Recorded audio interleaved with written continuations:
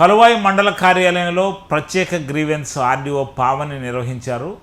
భూ సమస్యలపై రీసర్వే జరుగుతున్న నేపథ్యంలో పలువురు రైతుల నుంచి వివిధ రకాలైన వినతి పత్రాలు ఆమె స్వీకరించారు.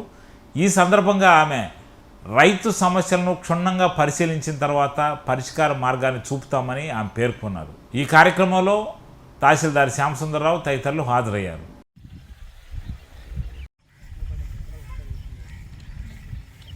రకరకాల సమస్యలు మన ముందుకు తీసుకొని వచ్చారు.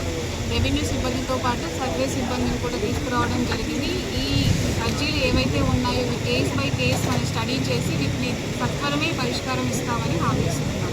సెకండ్ ఫేజ్ రీసర్వే విలేజ్ కూడా మనము విజిట్ చేయడం జరిగింది. బ్రాహ్మణపల్లిలో రీసర్వే జరుగుతుంది, అక్కడ కూడా విజిట్ చేయడం జరిగింది. సో ప్రోగ్రెస్ ఎలా ఉంది, మన సర్వేయర్స్ విఆర్ఓస్ ఎలా వర్క్ చేస్తున్నారు, రైతుల యొక్క అభిప్రాయాలు తెలుసుకోవడానికి విజిట్ చేయడం జరిగింది. CCLA గైడ్లైన్స్ ప్రకారం మనకి యాజ్ పర్ టైమ్ లైన్స్ ప్రకారం జీటీ కంప్లీట్ చేసి ఆ తర్వాత ఈ సర్వేలో ఎలాంటి తప్పులు లేకుండా జరగాలని మనము రెవెన్యూ సిబ్బందిని ఆదేశించున్నాము.